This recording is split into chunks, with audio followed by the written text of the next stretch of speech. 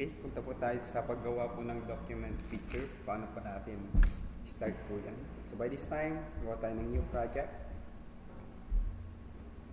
And then, passport muna tayo, okay?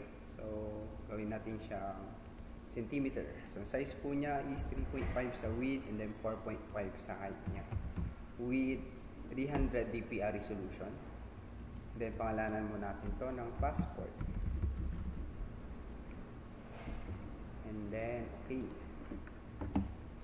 Next, magagawa ng passport, control, and again, next po dyan is 2x2, which is palitan ko na po ng inches yan. 2x2 inches. And then, palalang ko rin yan, 2x2 picture. And then, okay. Next, ay 1x1. Okay, 1x1. 1x1.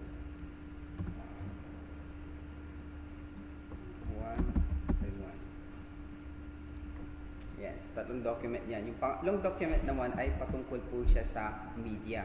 Kasi nga ipiprint natin po yung output po natin. So, anong media po na gagamitin sa industry? Kasi importante po yan. Ano po yung mga media nila? Meron tayong A4 size, legal size, A4 size, A3 size, A6, anything na pwedeng gamitin sa media, depende po yan. So, dito po, ang gagamitin po natin sa office ay A4 size. So, A4 size lang po yung panggang up po natin. So, nasa international paper po tayo. 300. Pag sinabi natin gang up for printing, sorry, save po natin siya sa, alright, nasa exercises 22. Gang up for printing. Yan. So, dito po tayo nagpiprint. Lahat ng ginawa natin na design ay ilalagay po natin doon. So, by this time, una ko pong gagawin ay idadrag ko po itong guide ko po sa my passport size. Yan. Sa my passport document, ilalagay ko po siya. Kasi ito po yung magiging guide ko po ngayon. Paano ko po i-scale up po yung tao. Okay. Yung design. Passport size. Kasi para consistent po yung paggawa natin. Kasi may standard din po yung proportion na ano. So, dito pangalanan ko po yan ng guide. So, downloadable naman po siya sa Google. So, marami po may da-download. Pero depende na lang po yung paano nyo po gagamitin ngayon sa industry. Save ko na po ito ngayon. This is my passport picture document. Dadisect ko po siya into siguro mga 3 parts nito kasi masyadong madami. Also this 2x2, save ko na po siya sa may folder na to. And then the next thing is yung 1x1 picture. So every time na mag-edit tayo, ito na lang po yung magiging natin, kumbaga template po natin. Alright, first thing na pwede ko pong gawin ay ito, kailangan natin ng suit. So, make sure na meron na po tayo ng suit. Usually, dinadrag ko po siya sa may bandang gang up for printing kasi malaki. Hindi ko po siya dinadirect actually sa canvas ng passport. Kasi gusto ko pong makita muna sa kabuuan yung picture na idadrag ko po dito. So, dito ay magdadrag din po ako ng image sa may new tab na lang. Yan, para mas Kasi po, anong purpose ko po dito? May mga instances na mababa yung resolution. So, I will check the resolution, Ctrl-Alt-I. Kasi pag sa document na tayo, magbabari uli yun eh. Kasi nga, may mga instances na hindi sila save ng resolution. Then, ilalagay mo siya sa kanya. Hindi mo na madedetect kung anong resolution po yung doon po sa subject. So, dito nakalabas po, 22.58 centimeters by So, palitan nga natin ng inches. So, 8x13. So, okay naman siya. 72. Kasi nga, ang target lang natin dito is yung base. So, okay lang po siya. Kung pwede mong taasan, pwede naman po. Yan. Pero malaki na rin po ito. Yan. Alright. So, pag okay na po yung resolution po natin, pwede na po tayong gumawa ng selection po natin. Yan. Yan. Dali na lang, no? Next ay siyempre refine edge natin para mas maganda po yung pagkakat. Kasi pag masyadong sharp naman ay hindi rin po maganda. Konti lang naman yung pagka-smooth.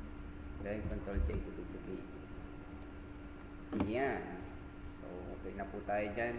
Next, ang sabi ko po, mag-scale up tayo. So, ito na po yung topic ko the first day ng Photoshop na kapag nag-scale up tayo ng rasterize, hindi pwede kasi mag-deplete po yung resolution. I mean, yung quality po ng pixel. So, kailangan right-click, convert smart object po na natin yung picture. Then, we will drag it into our canvas sa may gang upward printing. Ito yung purpose ko. Why is it? Dinrag ko po siya into big canvas. Yun. Para ma-scale up po siya ng mas mainam. Mas makikita ko yung proportion ng body. Alright. So, naka-smart object po yan. Scale down ko lang po silang dalawa para mas makita ko. Alright. Then next, pwede ko na siyang scale up. So, by this time, sa layer po ng face is, lalagay ko po siya may baba. Scale up ko po yung face. Ayan. Diba? Ito yung kagandahan ngayon kapag nakikita mo sila ng buo. Kasi, tawag dito, alam mo yung proportion kung paano ka mag-scale pa ng mas malaki pa o mas maliit. Ayan. Kasi pag dinrag mo na siya sa into small canvas, hindi mo na makikita kung proportion po yung face nung mama o nung ine-edit mo na tao.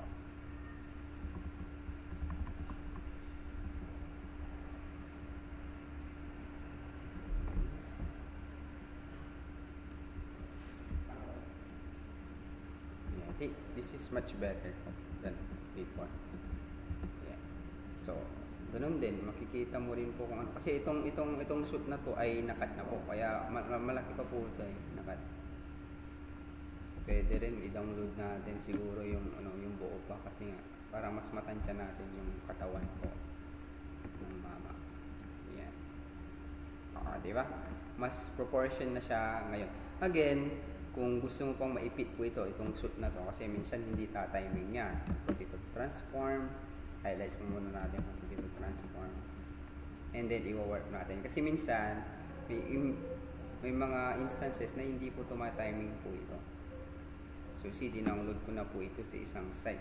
Pero minsan, tingnan mo, yung pagkakalinis po ng ay hindi pa rin po okay. Pero isa po you guys, kung gusto nyo ba pong i-refine po ito, pwede naman po using masking. Alright. Just for demonstration, at least meron na tayong idea kung ano po natin siya gawin. Again, I will cut it into part 1 kasi nga into 3 dissect kasi nga mahaba ito para ma-upload po